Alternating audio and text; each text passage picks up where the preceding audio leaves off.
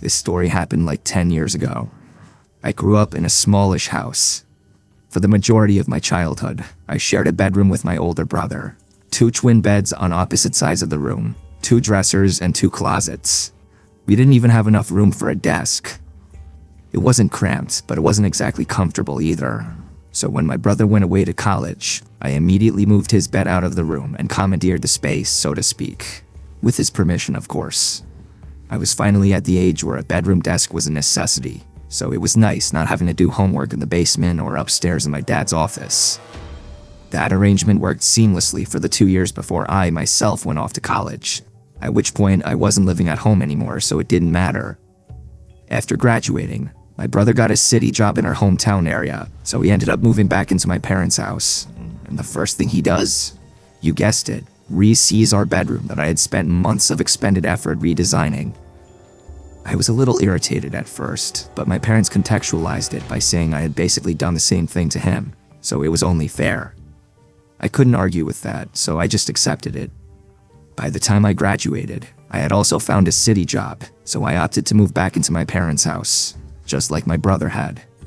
Unfortunately, I didn't have a room anymore, so I'd have to make other arrangements. The only other unused room in the house was our upstairs guest bedroom, so even though it was half the size of my old room, it would have to do the trick. The guest room was right next to my dad's office, which was the only other room on that floor. It was also directly above the garage, which meant every time someone clicked the garage door button, the whole floor would vibrate for the full 10 seconds it took the door to open. The room kind of overhangs the house slightly since it's on the corner, so there were 2 windows on intersecting walls, one overlooking the driveway and one overlooking one of the sides of the house. It wasn't ideal, but it was private and quiet most of the time. This particular incident happened on a Friday evening when I was home alone. My brother was in Baltimore for some work-related conference, and my parents were spending the night at our family shore house like they did most summer weekends. I was coming off an absolutely grueling day at work, so I decided not to go out with any of my friends or even leave the house. I just wanted to order some food and call it an early night. It was around 11:30, and I was lying in bed reading a book, trying to unwind from the day.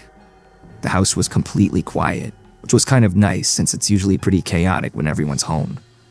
That's when I heard the unmistakable sound of the garage door starting to rise, followed by that all too familiar vibrating of the floor that I'd gotten used to over the past few months. It took a few seconds for it to really hit me. None of my family members should have been home. My parents had specifically said that they were staying at the shore house until Sunday night, and my brother wasn't supposed to be back until Saturday afternoon. It took several seconds for that realization to fully sink in, but when it did, my heart started racing. I immediately jumped out of bed and looked out the window toward the driveway, but it was too dark to make out anything clearly.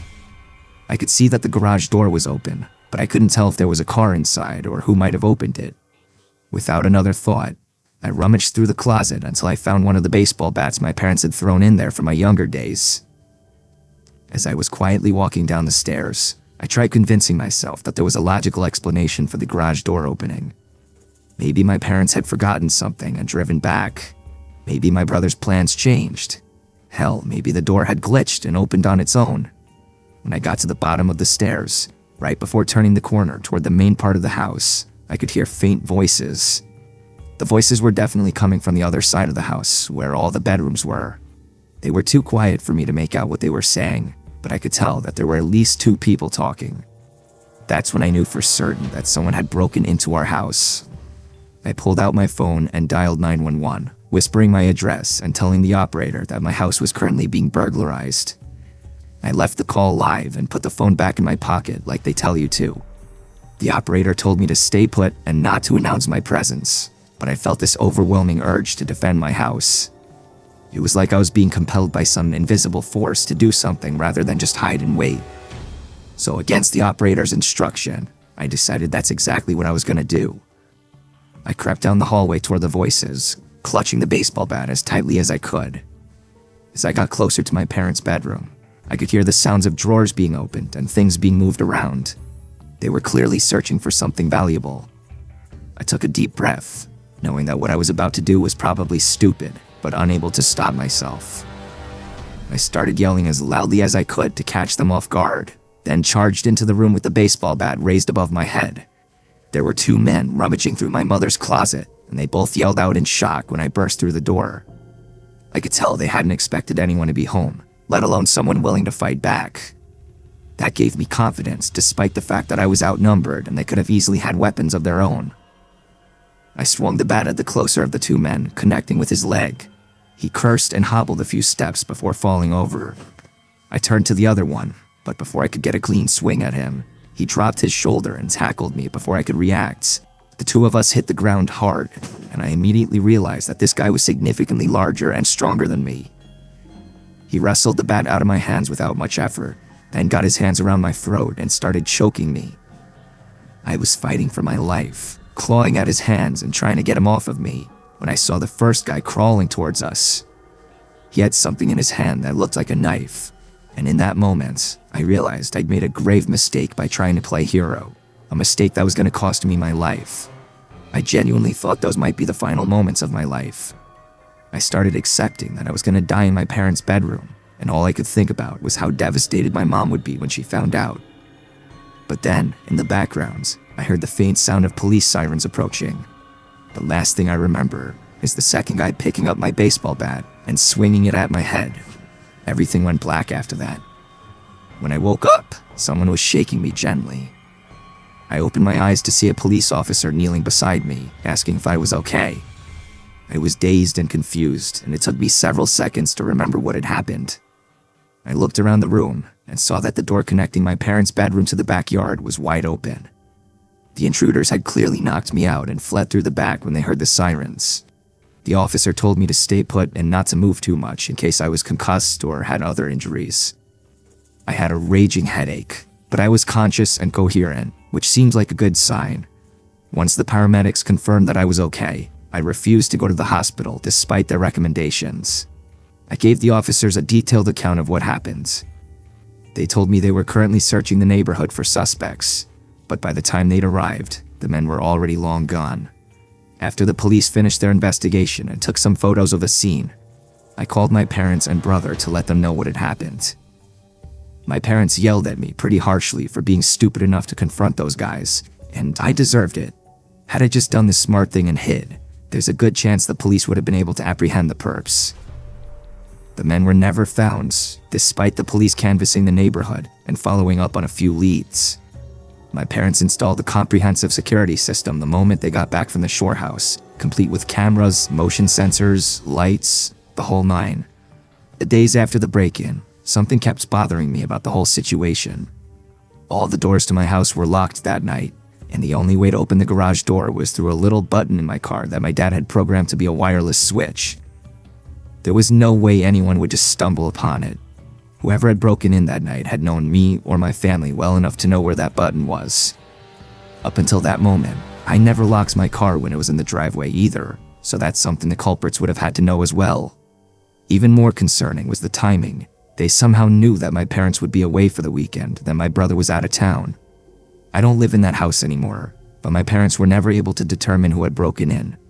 It was actually something that made my dad really paranoid for a long time, since he too thought that whoever had broken in was close to the family in some way. I'm not going to go as far as to say that night changed me forever or anything cliche like that, but I will say one thing. Life before and after you've accepted you're going to die are two very different things. I can still remember that feeling of thinking it was the end for me. It just felt so dissociating. Nothing can replicate that feeling.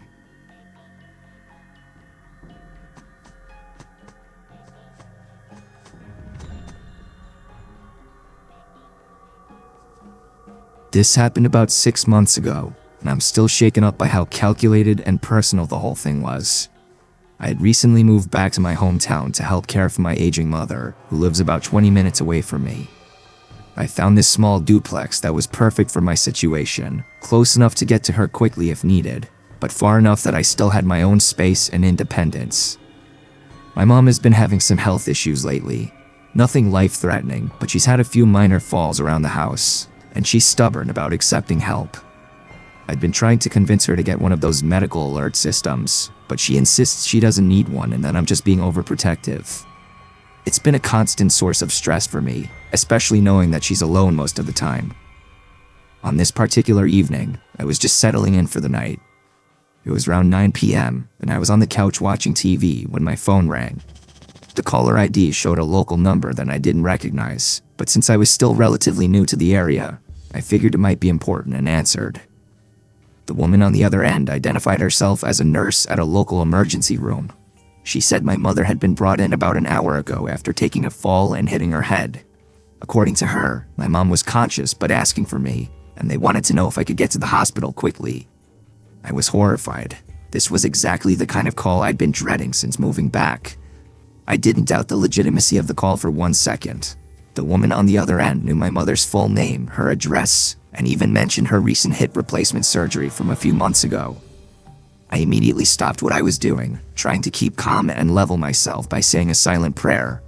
I didn't even think about locking up the house. I just grabbed my keys, pulled the front door shut behind me, and raced to my car. The drive to the hospital was a nightmare. I kept running through scenarios in my head, and only a few of them were remotely good. When I got to the ER, I rushed up to the reception desk and told them I was there for my mother. I gave them her name and said I'd received a call about her fall. The nurse looked confused and checked her computer, then told me there was no record of anyone by that name being admitted or treated that evening. I insisted there had to be some mistake, since I had just gotten a call from someone claiming to be a nurse there. The receptionist was sympathetic but firm. They had no record of my mother being brought in, and they suggested I try calling her directly to make sure she was okay. So that's what I did. I stepped outside and called my mom's landline, and she answered. She said she'd been sleeping and wanted to know why I was calling so late. I didn't want to scare her, so I just said I was checking up on her and told her to go back to bed. And that's when the heart-sinking realization hit me. This had been a setup. Someone had deliberately given me false information to get me out of my house. I jumped back in my car, furious that I'd been tricked so easily. When I pulled into my driveway, the front door was still closed just like I'd left it. For a moment, I thought maybe I was being paranoid and nothing had happened. But the moment I stepped inside, I knew I'd been robbed. The house had been completely ransacked. My TV was gone, along with my laptop and small jewelry collection I kept in my bedroom. But as I looked around more carefully, I realized the thieves had taken some really strange things too.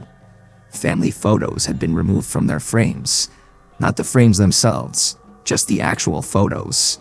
My prescription bottles from the bathroom medicine cabinet had been emptied and taken. It was insane. They had taken things that had relatively little monetary value, yet huge sentimental value to me. It was sadistic, I'm telling you. There's no reason a thief would ever take family photos. There just isn't. I called the police immediately, but I was already feeling defeated at that point. Deep down, I knew the thieves were long gone, and there was nothing I could do about it. I told the police everything. I remember the phone call verbatim, and after hearing it, the police reached the same conclusion I had. Whoever had been on the other end had known things about my mother and I that no stranger could possibly know. For the life of me, I couldn't even come up with a list of people who would have that information, or even ways that someone could have gotten that information in the first place. The officers told me to feel free to call back whenever I had something concrete. Then they left. I was utterly baffled. Just imagine how unsettled you'd feel if some stranger knew enough about you to lure you out of your house. The theft itself was bad enough, but the fact that they targeted family photos and medical information suggested it wasn't just about quick cash. I couldn't shake the feeling that they were planning something longer term, possibly identity theft or some other scheme that required personal documentation. But over the next few weeks, nothing else happened. Even though my mother, quote, can't remember who she might have talked to about her personal info, I'm pretty confident that she's the source of the leak. She surprisingly has a lot of friends for a woman her age, and knowing her, she probably said too much to the wrong person. I've warned my mother about that very thing, and she's finally agreed to be more careful about who she gives personal information to. But I can't shake the feeling that we're still being watched by someone who knows way too much about our lives, and isn't finished with whatever they're planning. Either way, I recently got a Ring camera, so hopefully that's enough of a deterrent. If anything else happens, I'll send an update.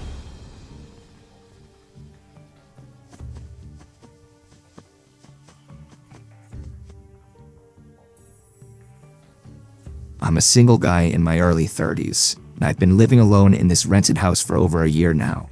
It's a nice little place in a quiet neighborhood. Nothing fancy, but it's comfortable and the rent is reasonable. I've gotten into a good routine here and really feel like I'd made it my home. The incident happened on a Thursday night around 11:30. I was getting ready for bed when I heard aggressive pounding on my front door. Not knocking, but actual pounding, like someone was trying to break it down. I looked out the window, but couldn't see much because of how poorly the porch light is positioned. Despite not being able to see who it was and the aggressiveness of the knocking, I'm a pretty buff guy, so I wasn't scared or anything, more so irritated and confused.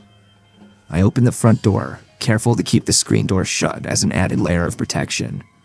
I'm not sure what I was expecting to see, but what I did see was surprising to say the least. There was this extremely agitated man standing there. He looked to be maybe a few years older than me. He was average height, had disheveled hair, and was wearing clothes that looked like they had been slept in multiple nights in a row.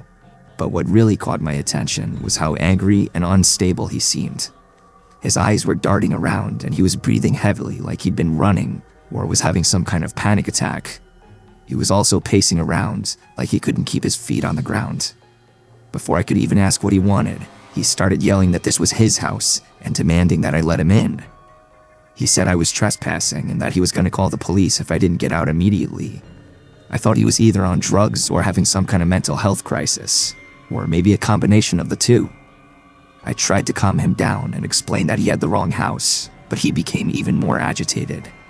That's when he started rattling off details about the house that made me freeze up. I don't even remember everything he said, but he knew several things about the house that you couldn't observe from outside it, details that only someone who had actually lived there would know. Like, for example, he knew that the door for the master bedroom is poorly designed and bangs into the toilet. He knew that the back door sticks and you have to lift it slightly while turning the doorknob. There was some other stuff too, but I really can't remember it all.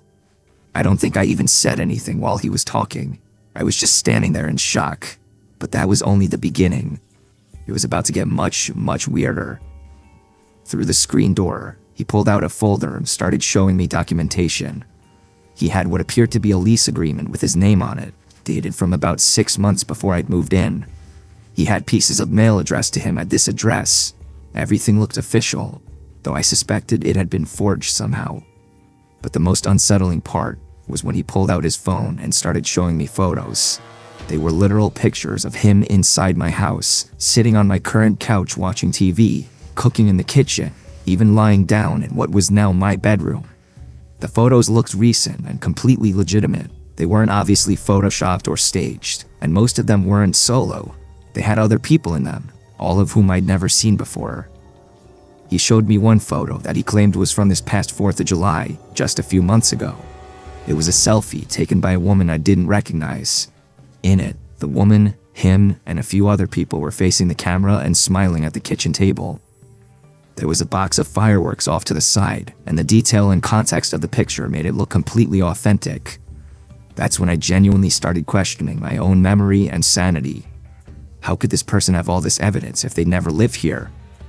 I started wondering if I somehow blocked out memories of sharing the house with someone, and if I was the one having some kind of psychological breakdown. It was freaky, especially since I knew for a fact that I had been home on the 4th of July, so the pictures made even less sense. The whole situation was so surreal that I told them I was going to call the police to sort everything out. Not even in an antagonistic way. I just didn't know what else to do. I figured they could check the records and determine what was going on. But the moment I mentioned calling the cops, the guy's demeanor changed completely. He suddenly became very calm and said he'd wait outside while I made the call. Then he just walked away from the door and disappeared into the darkness. I watched from the window, but I couldn't see where he went. When the police arrived about 10 minutes later, I explained the whole bizarre situation. They told me I should try reaching out to my landlord to get in contact with the previous tenants, and that I might get some answers that way.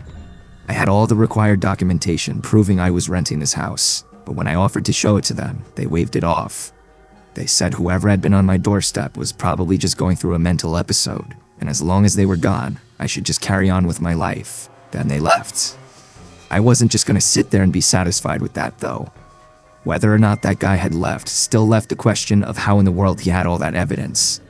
With my landlord's help, I was eventually able to get in contact with the previous tenants.